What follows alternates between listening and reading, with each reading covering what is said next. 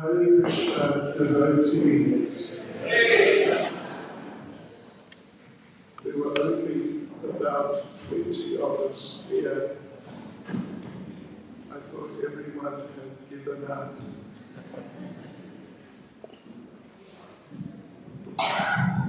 We should have gone very down, actually.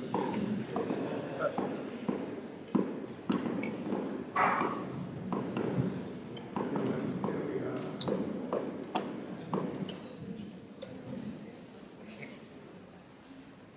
Om Namo Bhagavate Vasudevaya.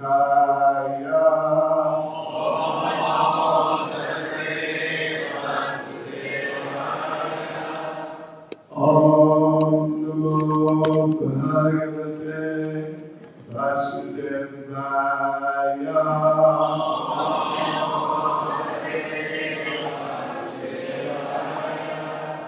Om Namo Bhagavate Vasudevaya.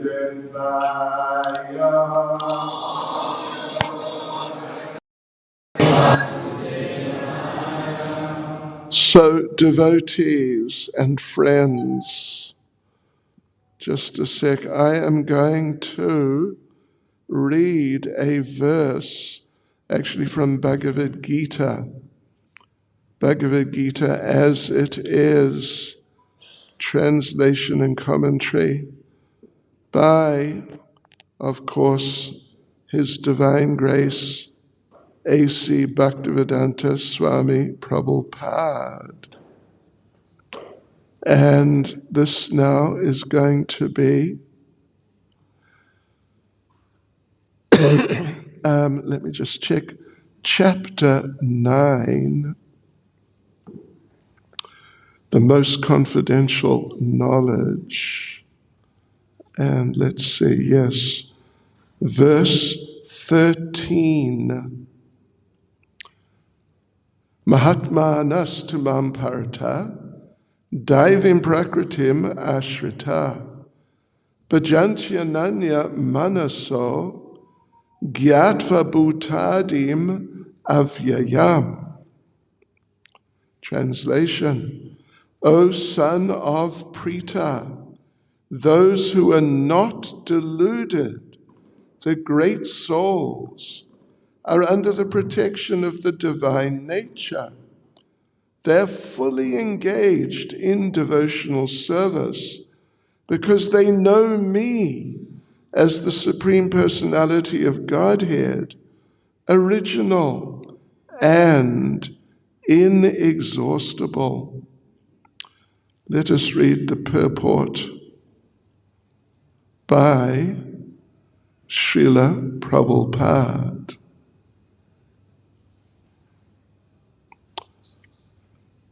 Well, actually, just a sec. Let me read the following verse. Yeah, let me read the following verse also. I'll read verse 14. Satatam kirtayanto mam yatantas chadridhavrata namasyantas chamam bhaktya nitya yukta upasate. Always chanting my glories, endeavoring with great determination, bowing down before me, these great souls perpetually worship me with devotion.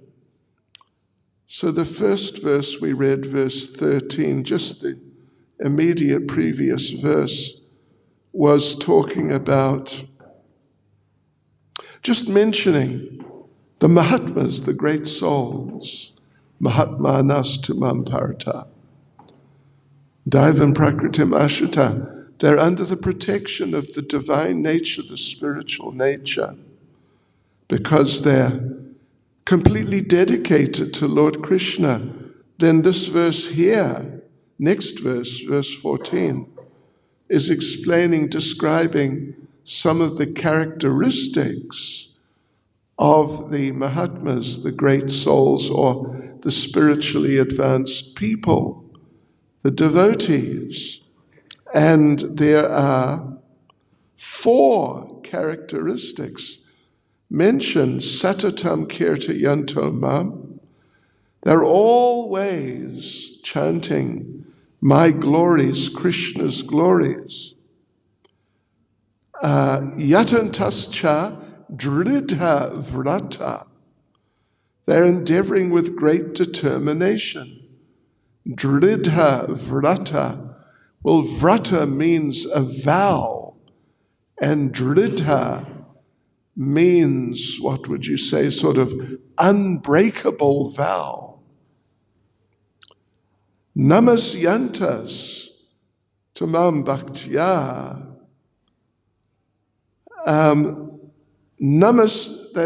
Namasyantas, they're bowing down, offering respect.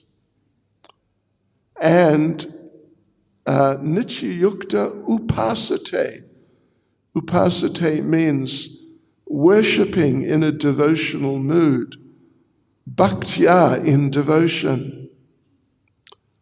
So these great souls perpetually worship me with devotion.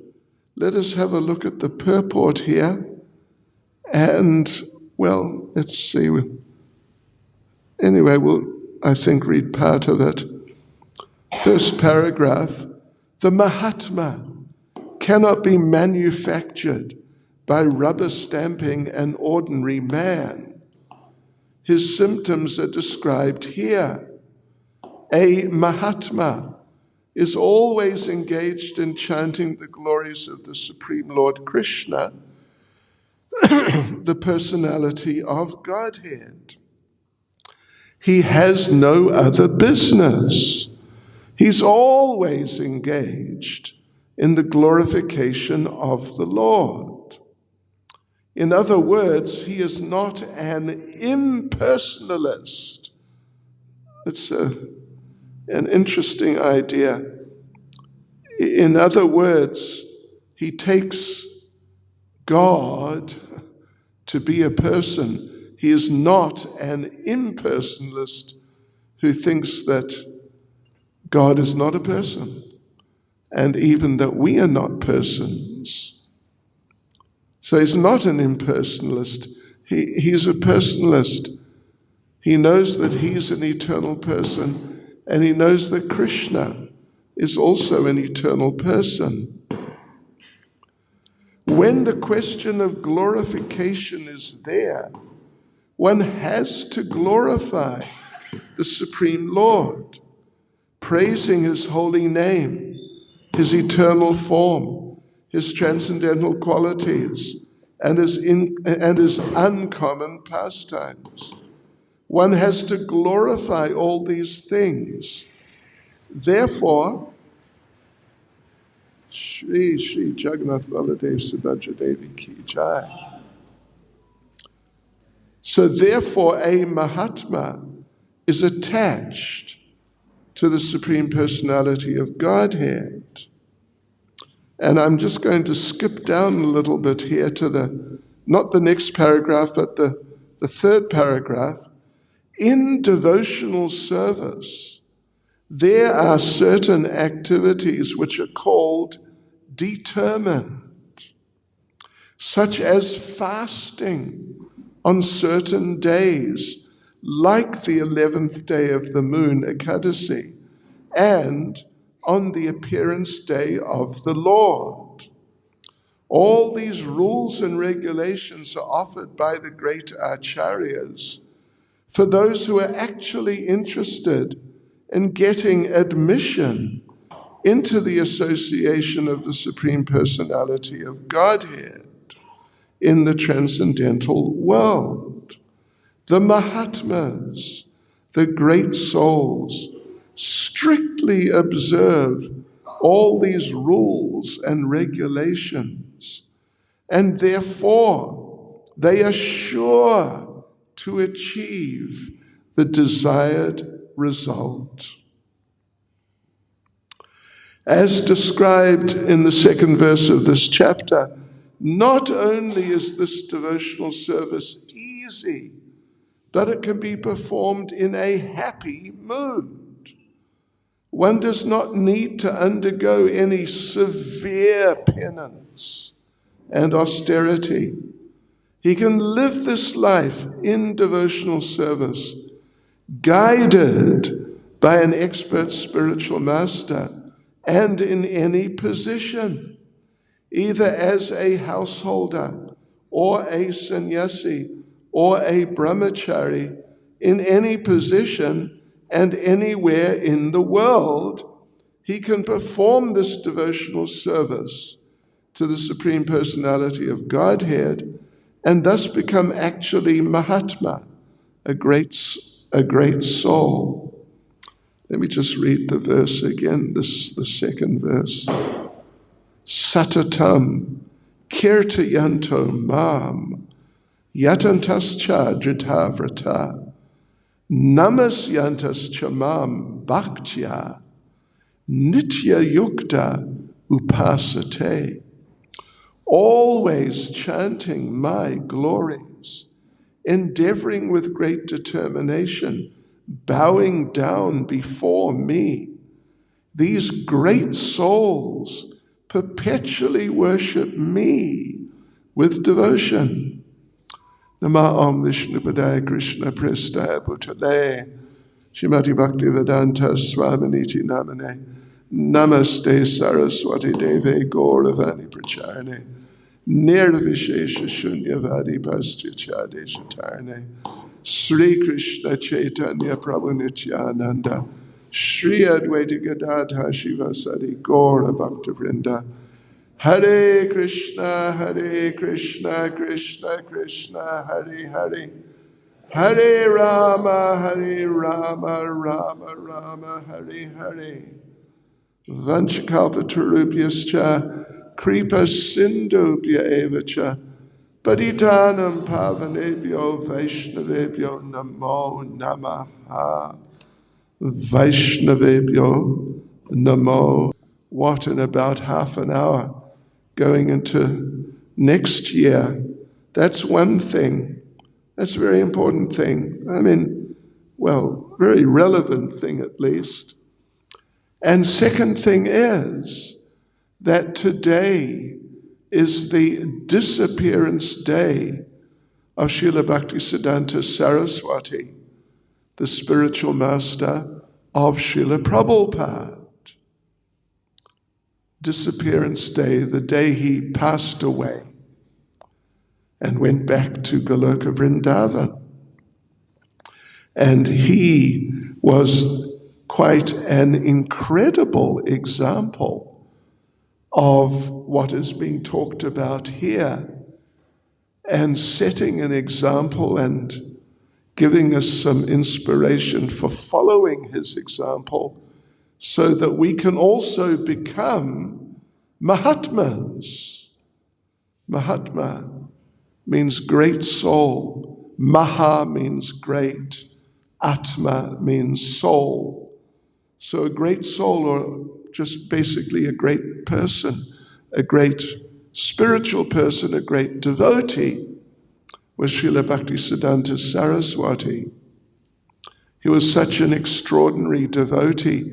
You know, we can learn so much from him about many things, but let's just mention his determination at this stage that he, at the age of 3,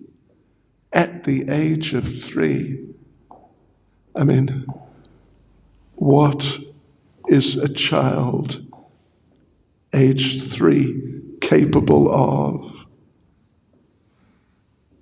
Yeah, anyway, you all know, we all know, not very much at all, really.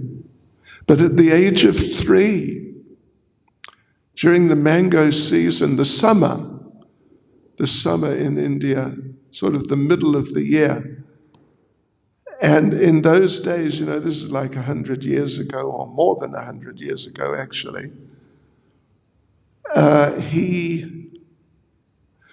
his father was Bhaktivinoda Thakur, a great devotee. And during the mango season in those days, right at the height of the mango season, you could not buy mangoes. You didn't have to buy, because people had so many mangoes, they couldn't give them away. People just had enough. It's okay, thank you. Just like when Krishna was feeding the monkeys butter during the Damodar Leela, he fed them so much butter, they were refusing. And Mother Yashoda came in and saw a big mess that Krishna had made, and saw him offering the butter to the monkeys, and the monkeys are refusing.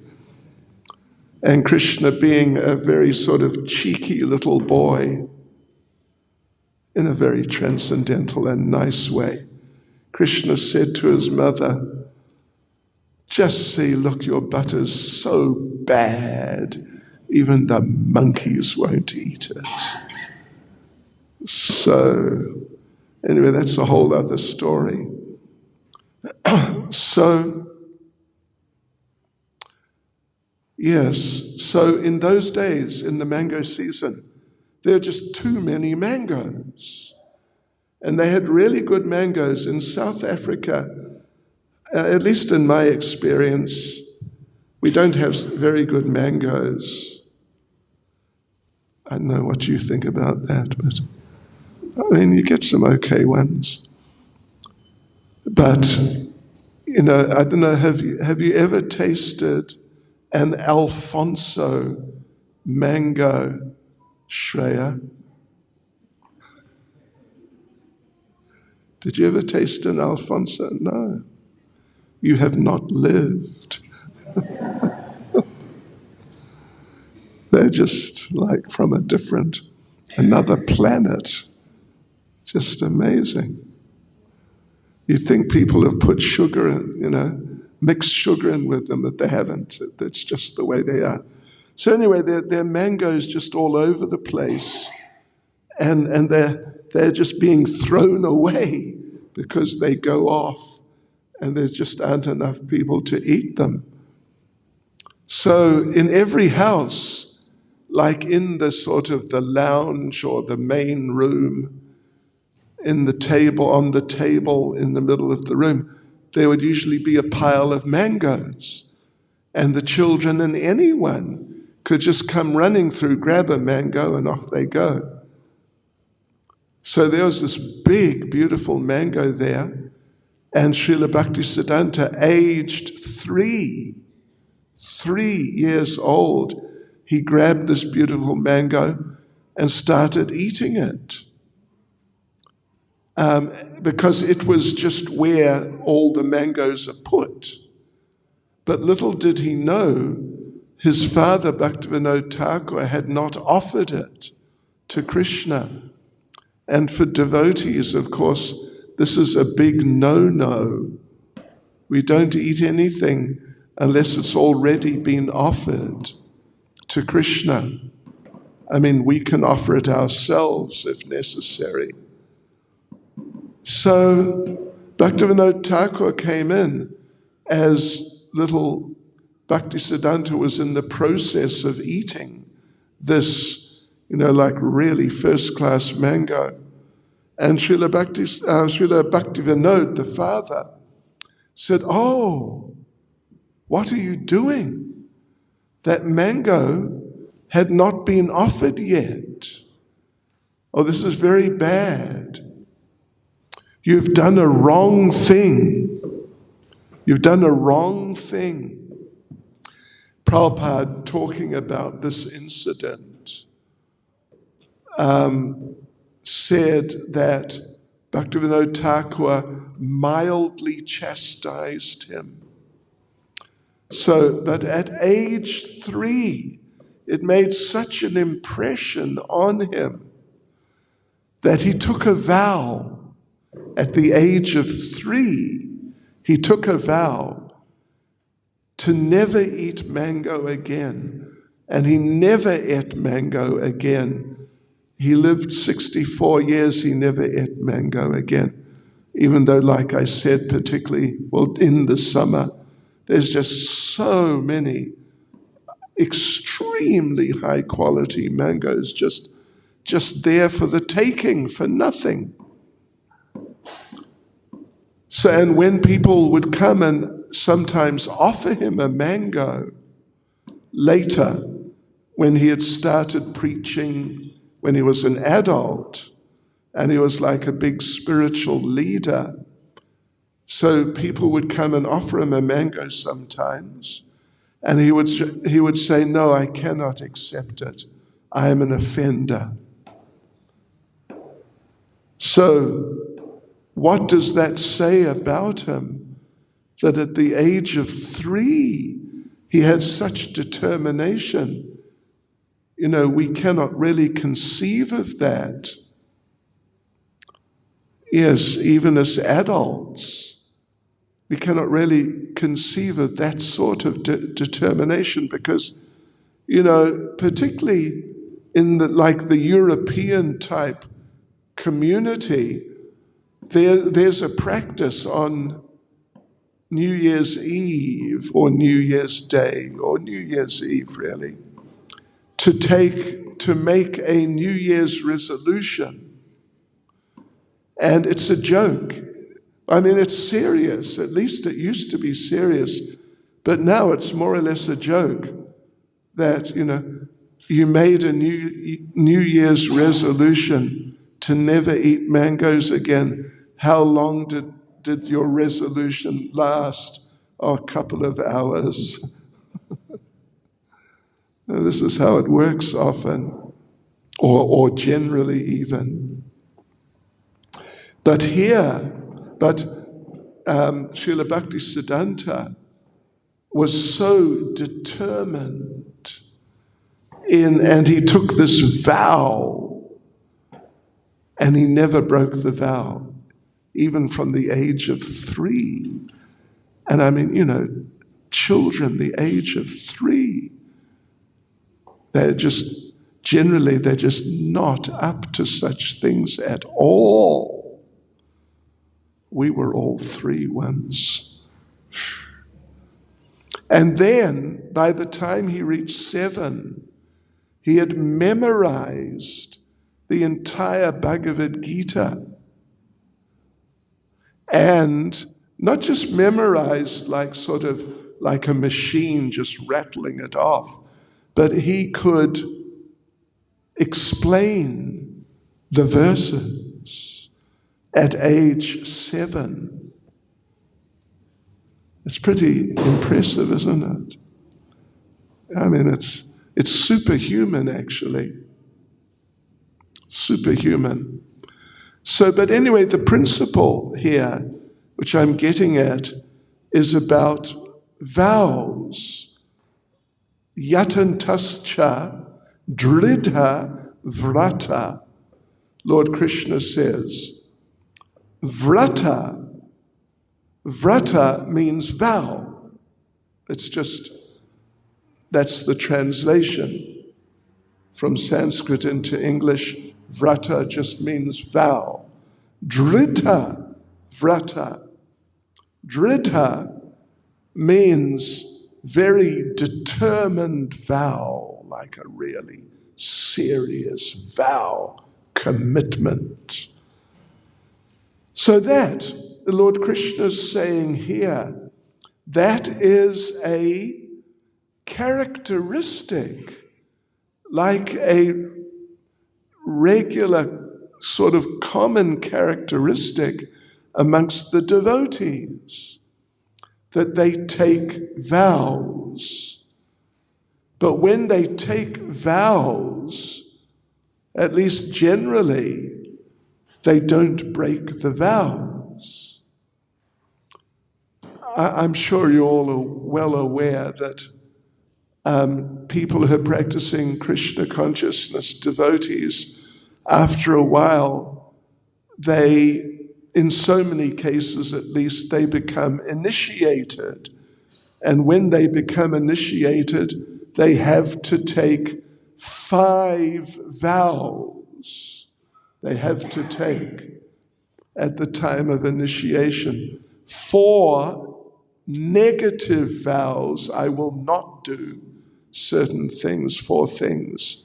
And 1 positive vow that I will do without fail a particular thing.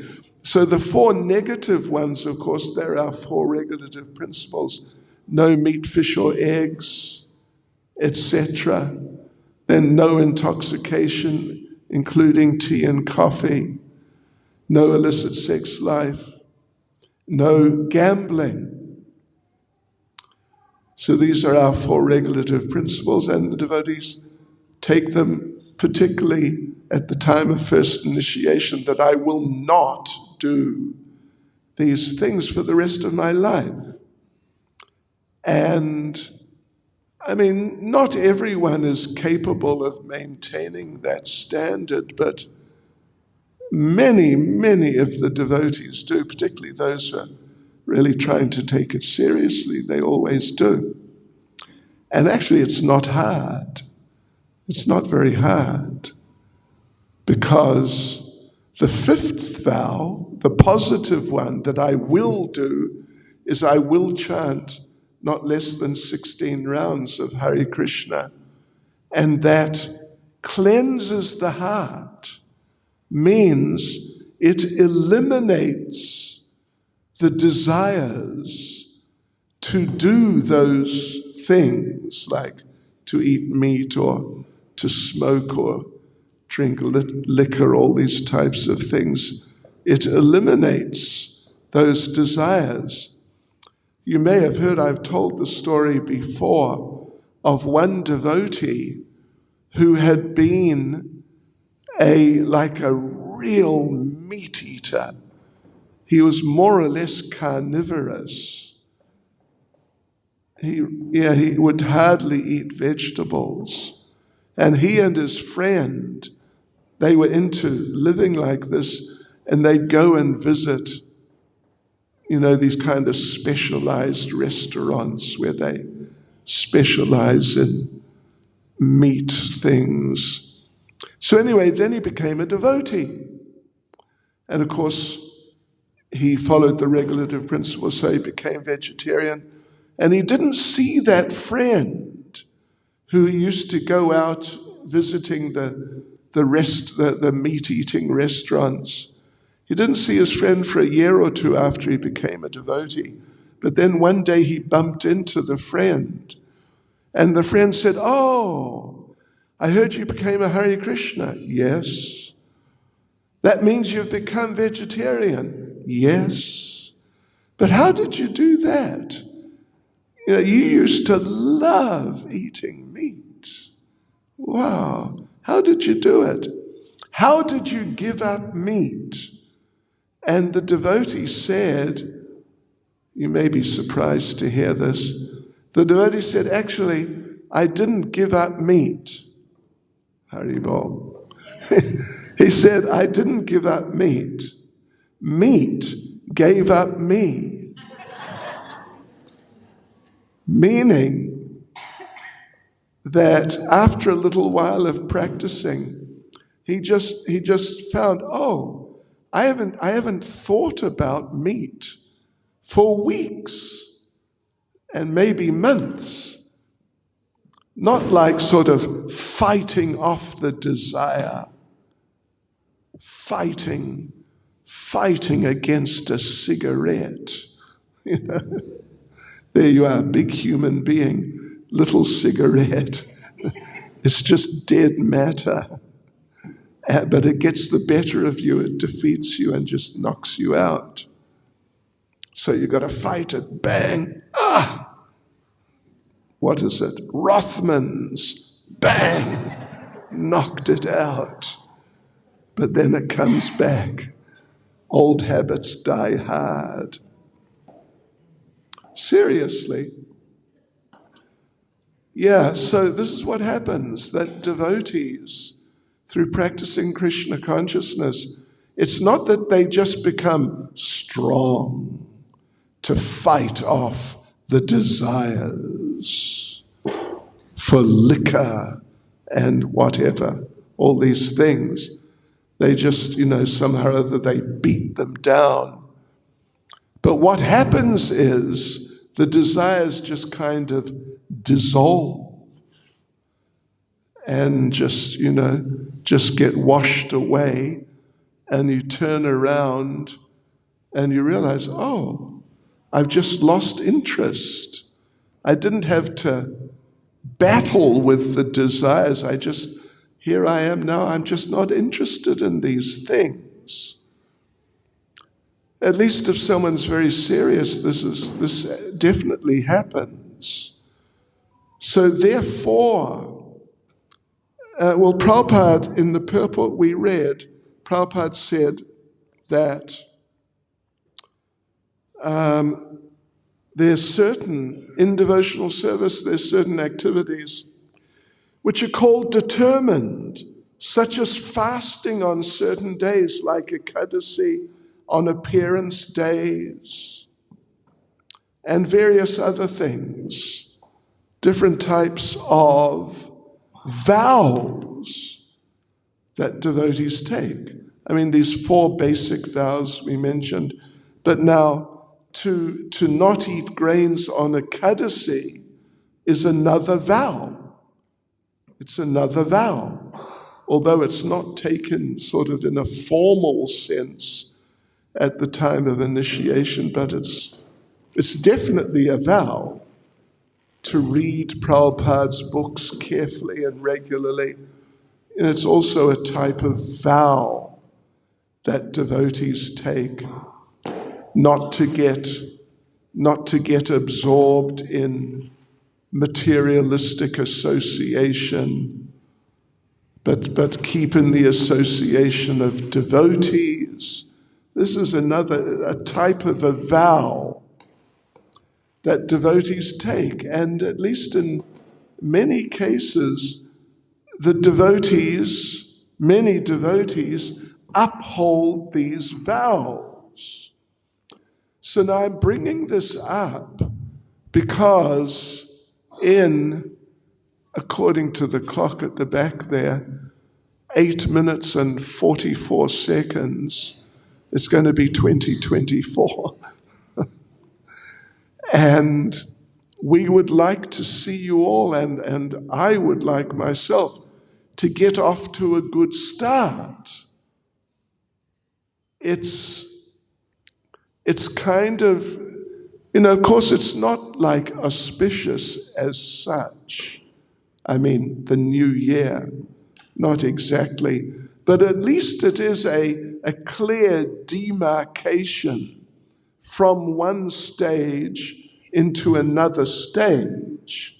It's very clear like that. And it's a very good idea. It's a very suitable time, like appropriate time, you could say, for reviewing your life. Reviewing your life, or at least in the last year. How did you do? Did you actually follow all the regulative principles for the whole year? Or did you slip sometimes and, you weren't doing so well for a while? These things happen with some. Or in terms of your service, that, there's always room for improvement in our service. So it's a good time to look at the services you were doing over the last year and consider, how could I improve them? And then work on it. As of 6 minutes and 24 seconds. Yeah. But seriously, really, to try and do like that. And, for example, maybe you made some mistakes. Maybe you committed some offenses even. There are different types of offenses. There's a whole variety to choose from. If you want to commit offenses. When Prabhupada initiated, what was his name? Kushakrata Prabhu. Anyway, just one devotee who had come from a very sort of wild background. Really wild background. Prabhupada asked him, he's being initiated. Prabhupada asked him, so, okay, what are the 4 regulative principles? So he said, no meat, fish, eggs, no, etc., etc. And then Prabhupada looked at him and said, and what was your favorite? Yes. Probably we all had a favorite. But offenses, maybe we offended some devotee or even devotees. Maybe we spoke to them unpleasantly or talked about them behind their backs. This sort of whatever. So many types of things you can do which are not nice to do. So we can review, how did we do in that regard? How did we do in that regard? And if we see, and it's quite likely, I don't want to say that it's almost inevitable, but it may be actually, to see that actually I did offend some other devotees. I gossiped about them behind their back. I spread some rumor. Maybe I criticized the devotee or, this sort of thing. Maybe, terrible offense. On the Sunday, I stole the devotee's samosa. Oh, and the poor devotee got upset. There was an offense, a samosa offense, samosa aparad. Yeah, okay. But seriously, and one which we don't really talk about so much, but I just want to mention, we've only got another 3 or 4 minutes left. Maybe someone offended you. It's one thing if you offend someone, but maybe someone offended you by talking badly about you, etc., these types of things. And with someone like that who is a devotee, they're actually devotees, but, mistakes happen sometimes. And so sometimes devotees just say the wrong thing and upset another devotee. But they're still devotees. It's not that they're not devotees because they've made some offense. But then you should forgive. We have to learn how to forgive and not be attached to feeling offended. Some people, they take an unusual type of strength from feeling offended that this other devotee, said something bad to me. Yeah. And devotees or people become attached.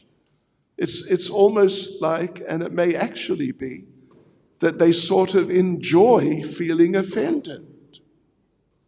So we have to learn to forgive. And this is something which we don't talk about so much, but it's there actually in life. Here's one. It is said that being angry with a person who offended you is like drinking poison, because you're just thinking negatively. And when you think negatively, it puts your consciousness into a negative space. So it is said that being angry with someone who offended you is like drinking poison. It's like drinking poison and hoping the other person will die. Do you get it?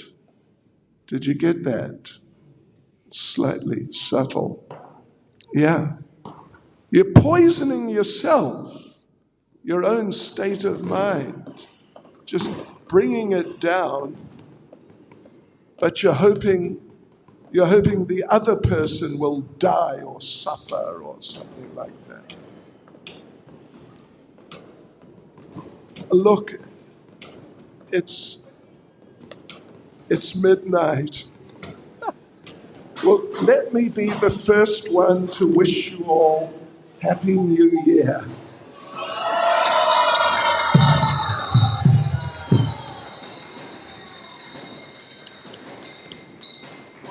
And I don't know if the clock on the altar is set to the wrong time, but